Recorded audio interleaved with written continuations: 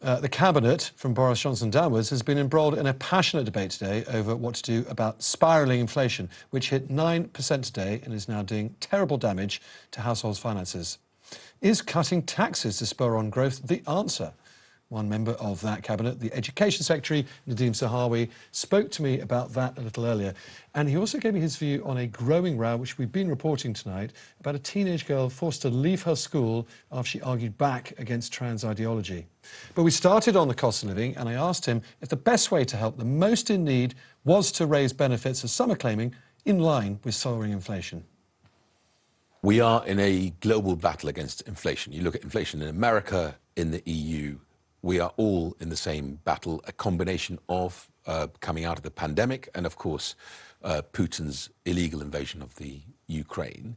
What the Chancellor's done already is put 22 billion over the next 12 months to help those that need the most help. No, it's the what more. Right. I know what you're doing. So we will review this. The Chancellor and the Prime Minister are working hand in hand on looking at what else do we need to do. But the 22 billion is a pretty big intervention in 12 months on this. And when the Chancellor's ready, he will say more about this. And I think it's important that we now make sure the 22 billion actually does land where it needs to, which is helping the most needy. Now, in July... Well, one way of helping the most needy was the question I just asked you about directly, which was raising benefits a lot higher than 3%. Is that on the table? Will the government look at that? We will review everything. But what I'm saying to you is in July, 34 million people will see a tax cut of £330. Why? Because the Chancellor has already looked at the national insurance threshold. That's, of course, after a tax and rise raised that on everybody with the social care levy. But actually, that tax cut takes care of those who are really struggling, so they don't pay. 30% of the population get a tax cut, everyone else has to pay more. Well, look, we are going through a global fight against inflation. These are difficult times. We took a decision collectively to stand up to Putin, to push back and to sanction the Russian economy. We now have to just hold our nerve, get through this. We are on people's side, 22 billion in the next 12 months, and we'll do more. Let me ask you about something else specific, something that your Cabinet colleague, Liz Truss, the Foreign Secretary, talked about quite passionately this morning, and that is cutting tax more than you're already doing, more than you say the Chancellor is about to do, which will help stimulate growth and investment. Do you agree with her that is a good thing to do? The Chancellor is a tax-cutting Chancellor.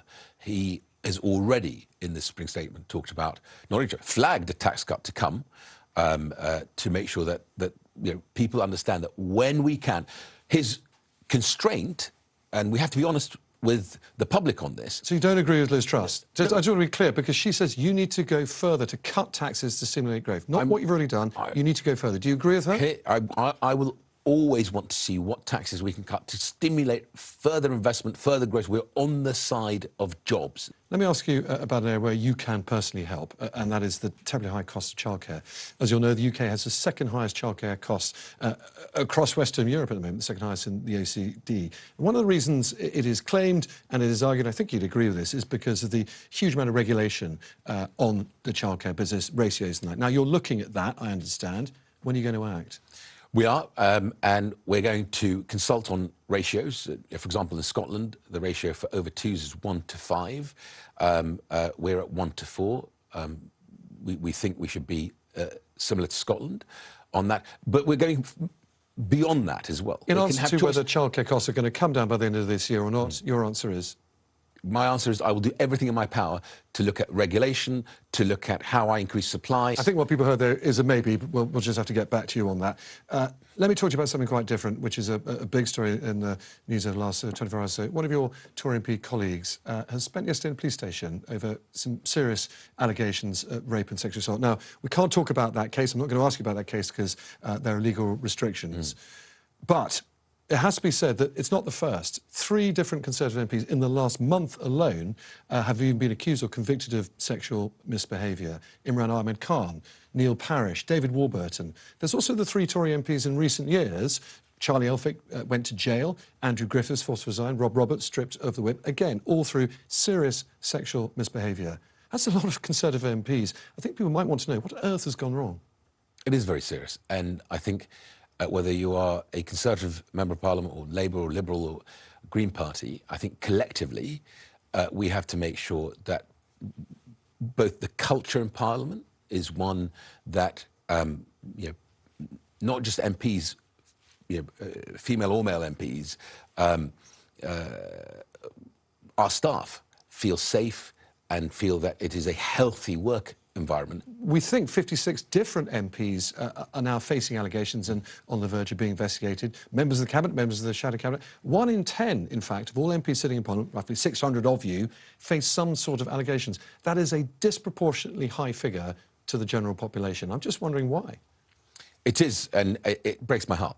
And it makes me feel determined that we need to collectively do much more to create an environment where this is just unacceptable. There is no place for this kind of behaviour, this abusive behaviour, this criminal behaviour in the cases that you've just outlined in our politics. And I'm determined to work with colleagues to... And yet it keeps happening, day after day. And we need to make sure that we deal with it, and that people considering a political career or working in Parliament feel, one, safe, but also the ones who then have that responsibility to look after their staff know that this is completely unacceptable.